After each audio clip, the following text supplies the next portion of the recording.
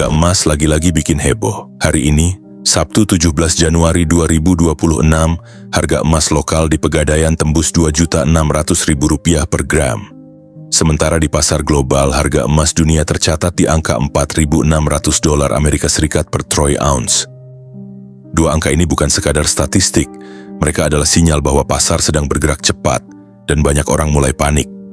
Di media sosial, grup investasi, bahkan obrolan warung kopi, topik emas mendominasi. Ada yang bilang emas bakal tembus Rp3 juta, ada yang buru-buru beli karena takut ketinggalan, dan ada juga yang bingung, harus beli sekarang atau tunggu turun. Kondisi ini bikin banyak orang gelisah.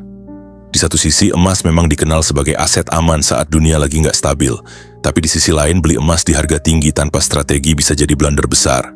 Karena itu, video ini hadir bukan buat ikut-ikutan hype, tapi buat bantu lu ambil keputusan yang tenang, cerdas, dan tahan banting.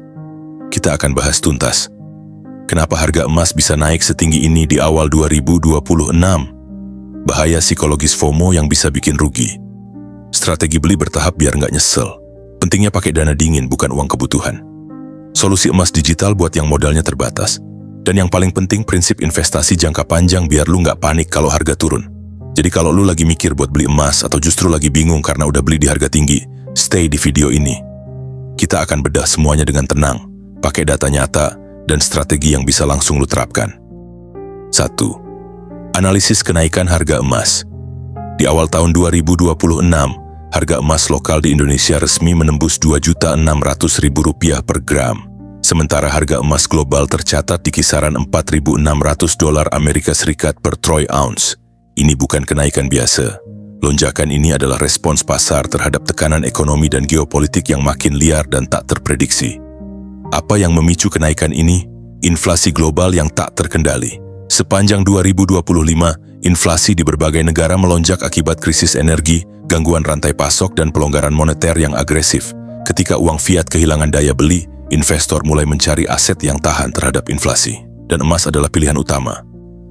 Ketegangan geopolitik dan ketidakpastian global. Konflik di Timur Tengah, ketegangan antara blok ekonomi besar, serta instabilitas politik di beberapa negara berkembang membuat pasar keuangan bergejolak. Dalam situasi seperti ini, emas selalu jadi pelarian utama karena sifatnya yang netral dan diakui secara global. Pelonggaran kebijakan moneter dan suku bunga rendah. Banyak bank sentral menahan suku bunga rendah untuk mendorong pertumbuhan, tapi efek sampingnya adalah pelemahan mata uang.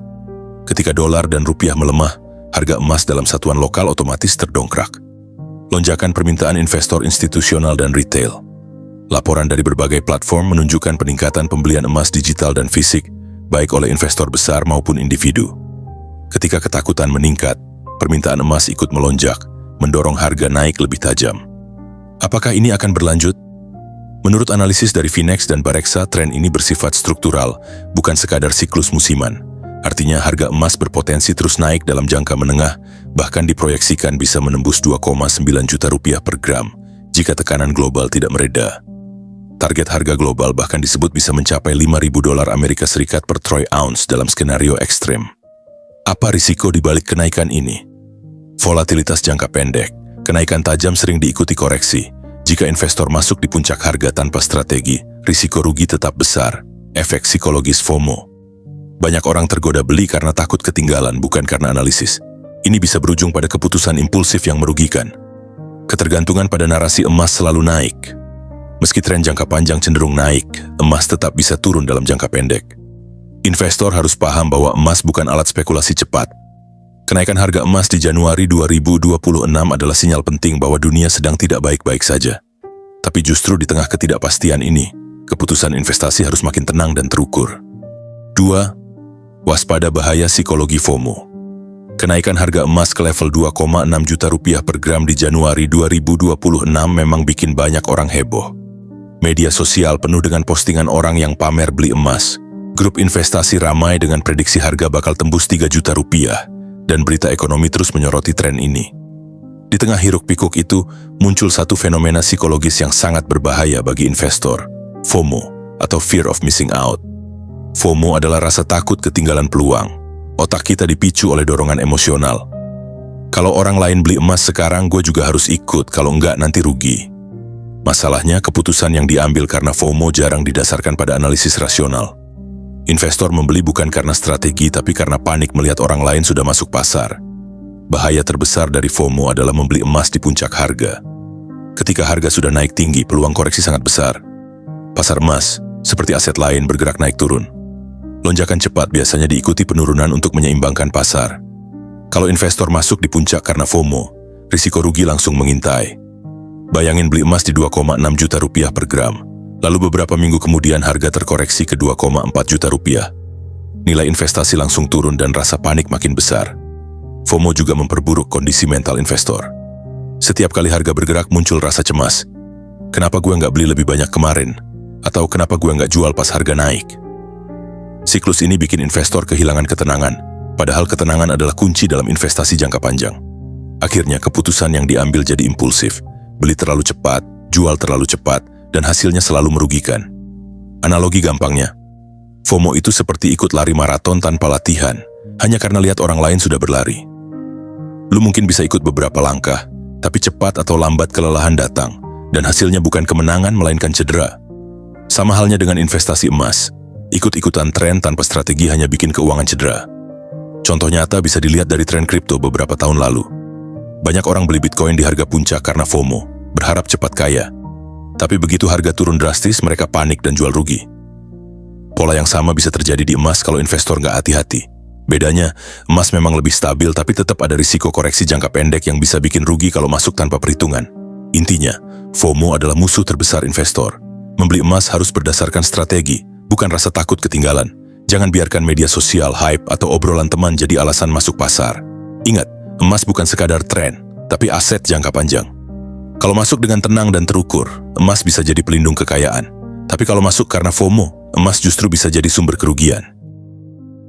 3. Strategi beli emas bertahap. Ketika harga emas melonjak ke 2,6 juta rupiah per gram di Januari 2026, banyak orang tergoda untuk langsung menghabiskan seluruh dana demi membeli emas sekaligus. Logikanya sederhana.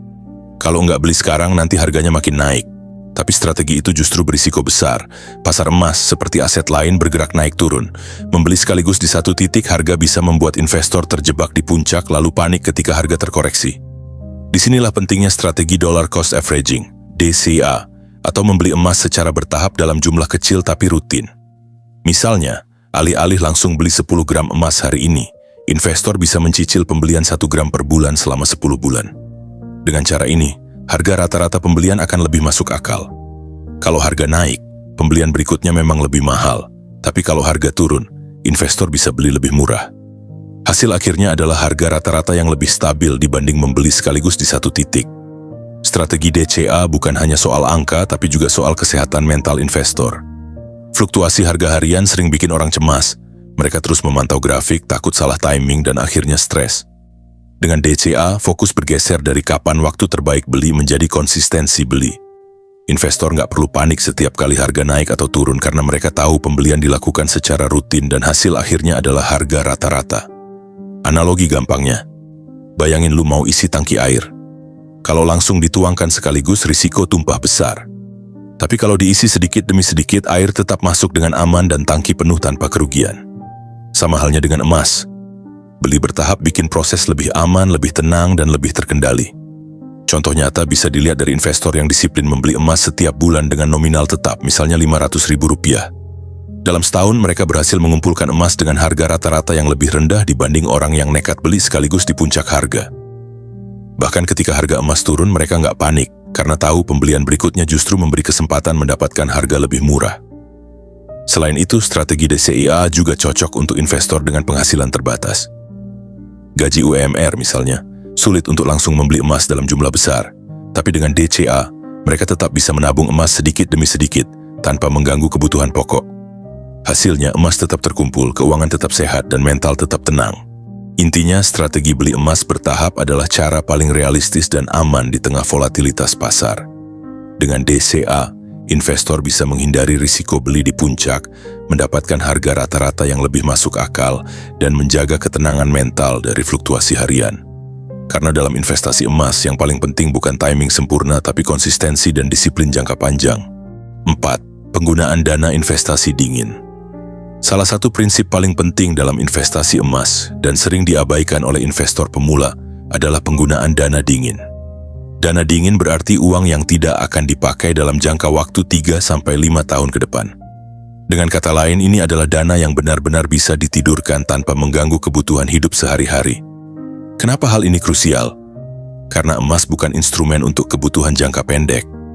Harga emas memang cenderung naik dalam jangka panjang, tapi pergerakan harian atau bulanan bisa sangat fluktuatif.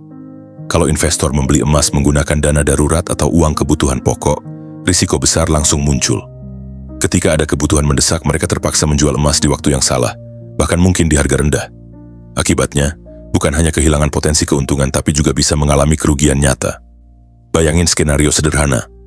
Seseorang membeli emas 10 gram di harga 2,6 juta rupiah per gram, total 26 juta rupiah. Beberapa bulan kemudian harga emas terkoreksi ke 2,4 juta rupiah per gram. Kalau pembelian itu menggunakan dana darurat, dan tiba-tiba ada kebutuhan mendesak, misalnya biaya rumah sakit atau kebutuhan keluarga, mereka terpaksa menjual emas di harga 24 juta rupiah. Hasilnya, rugi 2 juta rupiah hanya karena salah sumber dana. Dana dingin juga berfungsi sebagai penjaga mental investor. Dengan dana yang memang disiapkan untuk jangka panjang, investor bisa lebih tenang menghadapi fluktuasi harga. Mereka nggak panik ketika harga turun karena tahu uang itu tidak akan dipakai dalam waktu dekat. Sebaliknya, kalau dana yang dipakai adalah uang kebutuhan sehari-hari, setiap penurunan harga akan terasa seperti ancaman, memicu stres, dan mendorong keputusan impulsif. Analogi gampangnya, investasi emas dengan dana dingin itu seperti menanam pohon. Pohon butuh waktu bertahun-tahun untuk tumbuh besar dan berbuah. Kalau kita menanam dengan niat panen besok, jelas akan kecewa. Sama halnya dengan emas, kalau niatnya untuk kebutuhan cepat, hasilnya bisa berujung rugi. Tapi kalau sabar menunggu 3-5 tahun, emas bisa jadi pelindung nilai yang kokoh.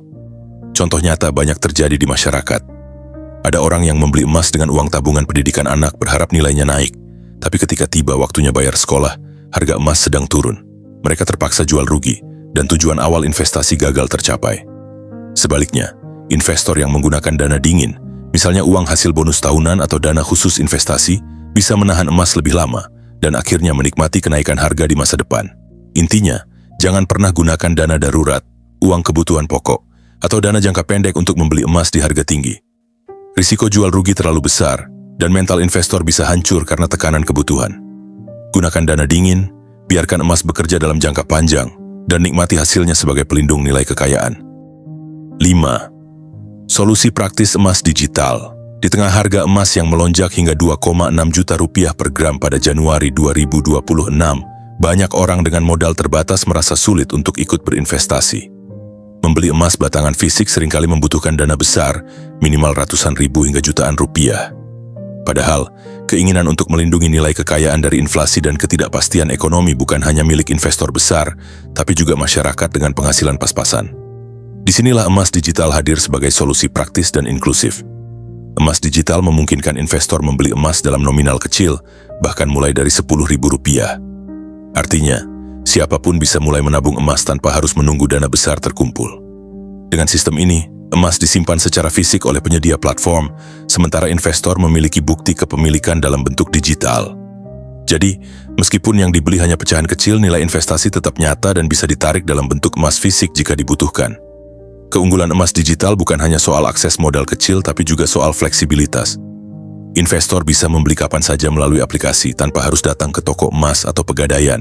Prosesnya cepat, transparan, dan bisa dilakukan secara rutin. Dengan cara ini, strategi dollar cost averaging (DCA) lebih mudah diterapkan. Investor bisa mencicil pembelian emas setiap minggu atau bulan sesuai kemampuan sehingga harga rata-rata lebih stabil dan risiko beli di puncak bisa ditekan. Namun, ada hal penting yang tidak boleh diabaikan, legalitas platform. Karena emas digital melibatkan penyimpanan emas fisik oleh pihak ketiga, keamanan sangat bergantung pada kredibilitas penyedia layanan. Pastikan platform yang dipilih terdaftar di BAPEBTI, Badan Pengawas Perdagangan Berjangka Komoditi. Legalitas ini menjamin bahwa emas yang dibeli benar-benar ada secara fisik, disimpan dengan aman, dan bisa ditarik kapan saja sesuai ketentuan. Tanpa legalitas, risiko penipuan atau kehilangan aset sangat besar. Contoh nyata, beberapa platform resmi di Indonesia sudah menyediakan layanan emas digital dengan sistem yang terintegrasi. Investor bisa membeli pecahan kecil, memantau harga harian, bahkan menjual kembali dengan mudah. Transparansi harga mengikuti pasar global, sehingga investor tidak perlu khawatir soal manipulasi harga. Analogi gampangnya, emas digital itu seperti menabung di celengan online. Bedanya, isi celengan bukan uang kertas yang tergerus inflasi, melainkan emas yang nilainya cenderung naik dalam jangka panjang. Dengan modal kecil, investor tetap bisa membangun pondasi finansial yang kokoh, tanpa harus menunggu punya dana besar dulu. Intinya, emas digital adalah pintu masuk bagi masyarakat luas untuk ikut menikmati manfaat investasi emas. Dengan modal kecil, fleksibilitas tinggi, dan legalitas yang terjamin, emas digital bisa jadi solusi praktis untuk melindungi kekayaan dari inflasi dan ketidakpastian ekonomi. Tapi ingat, pilih platform yang resmi dan disiplin dalam strategi pembelian, agar investasi tetap aman dan menguntungkan. 6. Prinsip investasi jangka panjang. Emas sejak ribuan tahun lalu selalu dianggap sebagai aset pelindung nilai, bukan karena emas bisa bikin kaya mendadak, tapi karena emas punya sifat unik. Nilainya cenderung bertahan bahkan ketika sistem keuangan goyah. Itulah kenapa tujuan utama memiliki emas bukan untuk spekulasi cepat, melainkan sebagai asuransi finansial jangka panjang. Banyak orang salah kaprah, menganggap emas seperti saham atau kripto yang bisa dipakai untuk trading harian. Padahal, emas bukan instrumen untuk mengejar keuntungan instan. Emas lebih tepat diposisikan sebagai pondasi kekayaan, pelindung dari inflasi, krisis, dan ketidakpastian global. Ketika harga emas naik, itu bonus. Tapi ketika harga emas turun atau terkoreksi, itu bukan alasan untuk panik, melainkan peluang untuk menambah aset dengan harga lebih murah. Koreksi pasar adalah hal yang wajar. Harga emas bisa naik turun dalam jangka pendek dipengaruhi oleh sentimen global, kebijakan moneter, atau kondisi geopolitik. Namun dalam jangka panjang, tren emas selalu menunjukkan kenaikan. Investor yang sabar dan disiplin akan melihat bahwa setiap penurunan harga justru membuka kesempatan untuk memperkuat posisi. Dengan mindset ini, emas bukan lagi sumber kecemasan, tapi sumber ketenangan. Analogi gampangnya, punya emas itu seperti punya payung. Lu nggak beli payung untuk dipakai setiap hari, tapi untuk berjaga-jaga ketika hujan datang. Sama halnya dengan emas, lu nggak beli untuk dipakai spekulasi harian, tapi untuk melindungi kekayaan ketika badai ekonomi melanda. Contoh nyata bisa dilihat dari krisis keuangan global. Saat mata uang melemah, inflasi melonjak, atau pasar saham jatuh, emas justru jadi aset yang paling dicari. Investor yang sudah punya emas sebelumnya bisa tetap tenang, sementara mereka yang baru panik membeli di puncak harga justru sering rugi.